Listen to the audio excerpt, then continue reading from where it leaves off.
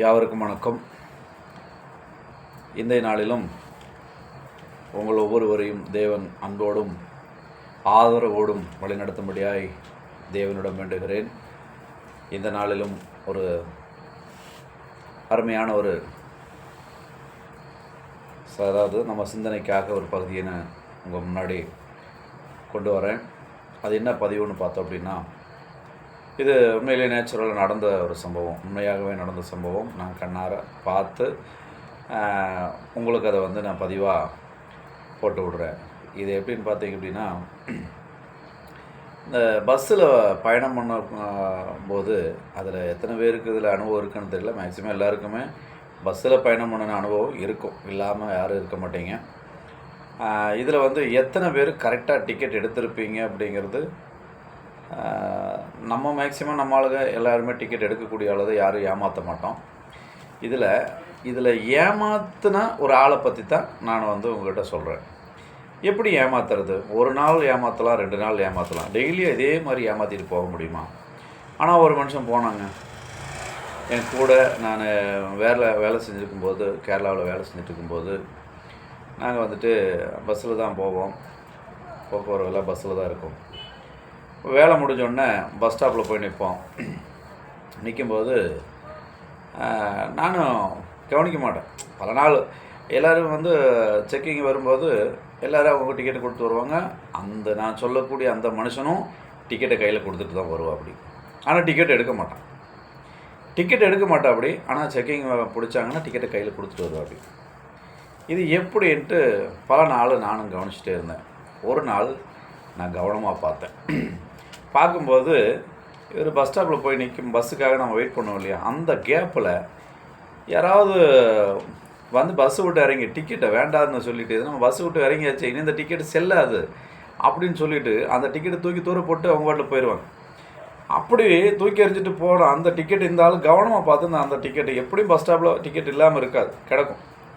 அது ஒரு டிக்கெட்டை எடுத்து நல்லா சுருட்டி அதை பிரித்து பார்க்கவே 5 நிமிஷம் ஆகும்.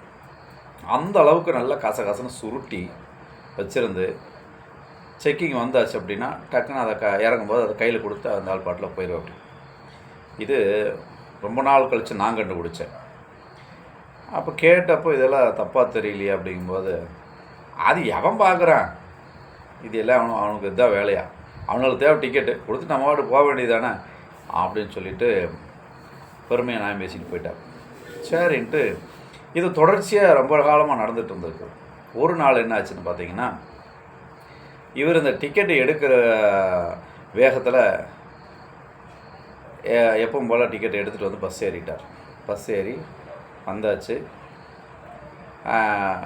கூடவே செக்கிங் இன்ஸ்பெக்டரும் வந்திருக்காரு.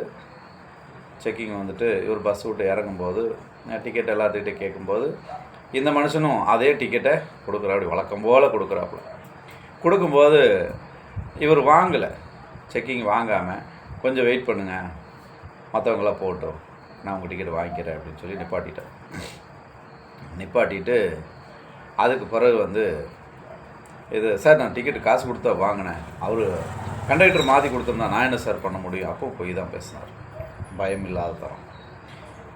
அப்போ தான் அந்த செக்கிங் சொன்னார், தம்பி இல்லைப்பா, நீ பஸ் ஸ்டாண்டில் டிக்கெட்டு கீழே விழுந்த டிக்கெட்டை நீ எடுத்தியே, அப்போவே நான் பார்த்துட்டேன், நீ ஏறினா அதே ஸ்டாப்பில் தான் நானும் பஸ் ஏறி வந்தேன், உன் கூட தான் நானும் பயணம் பண்ணிட்டு வந்தேன்.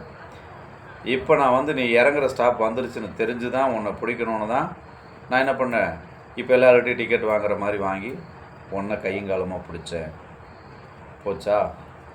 எத்தனையோ நாள் ஏமாற்றிட்டு தெரிஞ்சார். ஒரு நாள் மாட்டினாரா? மனுஷங்களை வேணால் ஏமாற்றலாம், தெய்வத்தை ஏமாற்ற முடியுமா? நிச்சயமாக ஏமாற்ற முடியாது.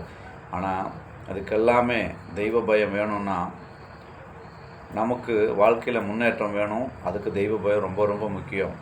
அப்போ நம்ம வாழ்க்கையில் முன்னேற்றமே இல்லை அப்படின்னா நமக்கு தெய்வ பயம் இல்லைன்னு தான் வசனம் சொல்லுது. நீதிமொழிகள் 1வது அதிகாரம் வசனம் 7 இப்படியாக நம்ம படிக்கிறோம் பாருங்கள். அதாவது கர்த்தருக்கு பயப்படுதலே ஞானத்தின் ஆரம்பம். அப்போ ஒரு மனுஷனுக்கு நல்ல புத்தி அறிவு வருது அப்படின்னா அந்த மனுஷங்கிட்ட என்ன இருக்கும்? தெய்வ பயம் இருக்கும். அடுத்து 2வது பகுதியை பார்த்தோம் அப்படின்னா, மூடர் ஞானத்தையும் போதகத்தையும் அசட்டை பண்ணுகிறார்கள். அந்த மனுஷன் அப்படித்தான். நாங்களாம் சர்ச்சுக்கு போனால், நீ என்ன எப்போ பார்த்தாலும் சர்ச்சுன்னு போயிட்டே இருக்க, சர்ச்சுக்கு போனால் நீ எதுக்கு வேலைக்கு வர, உங்கள் கடவுள்கிட்ட கேட்க வேண்டியது தானே, நான் வேலைக்கே போகாமல் சர்ச்சிலேயே உட்காந்துருக்குறேன், எனக்கு எல்லாத்தையும் கொடுங்கன்னு நீ கேட்க வேண்டியது தானே. இப்படியெல்லாம் கேலிங்க நிலமாக பல நாள் பேசினார். அதையும் காதில் வாங்கி எடுத்தாங்க. ஆனாலும் அந்த ஆளுக்கு ஒரு நாள் பனிஷ்மெண்ட்டு கிடைச்சது இல்லையா. அந்த ஆளுக்கு இந்த பூமியில் அது ஒரு சின்ன தண்டனை தான். கடவுளை ஏமாற்றிட்டு சத்தியத்தை தெரிஞ்சுட்டு கடவுளை ஏமாற்றி வாழக்கூடிய ஒவ்வொரு கிறிஸ்தவங்களுக்கும் இப்படிப்பட்ட ஒரு வாய்ப்பு காத்துக்கிட்டு இருக்கு. அதனால் நம்ம உணர்ந்து கர்த்தருக்கு பயந்து கீழ்ப்படிஞ்சு நடக்கிறது ரொம்ப ரொம்ப அவசியம் அப்படின்னு சொல்லி இந்த நாளுக்கு உண்டான பதிவை நான் உங்கள் முன்னாடி முடிக்கிறேன். ஜெபிப்போம். இரக்கமுள்ளவரும் கிருபை நிறைந்தவருமான எங்கள் அன்பின் நல்ல ஆண்டவரே, இந்த நாள் முழுவதும் தேவரீர் எங்களை கண்ணின்மணியைப் போல பாதுகாத்து கொள்ளுங்க ஆண்டவரே. அநேக பாவங்களுக்கும் நாச மோசங்களுக்கும் ஆண்டவரே நாங்கள் ஆளாகாதபடிக்கு தேவன் எங்களுக்கு நல்ல ஞானமுள்ள இருதயத்தை தந்து கர்த்தருக்கு பயப்படுதலே ஞானத்தின் ஆரம்பம் என்று உடைய வேத வசனம் சொல்லுவது பிரகாரமாக நாங்கள் ஆண்டவரே உமக்கு பயந்து நடக்கக்கூடிய பிள்ளைகளாக இருக்க தேவன் தாமே எங்களோடு கூட இருந்து இந்த நாள் முழுவதும் வழிநடத்தும்படி உடைய பாதத்தில் எங்களை தாழ்த்தி சமர்ப்பித்து ஜெபிக்கிறோம். ஆசீர்வதித்து வழிநடத்தும். மீட்பர் இயேசுவின் நாமத்தில் ஜெபிக்கிறேன். ஜெபம் கேளும் பரிசுத்தமும் இருக்கும் நிறைந்த பரமபிதாவே. ஆமேன். மீண்டும் நாளைக்கு இப்படிப்பட்ட ஒரு நல்ல சம்பவத்தோடு உங்களை சந்திக்கிறேன். ஆமேன்.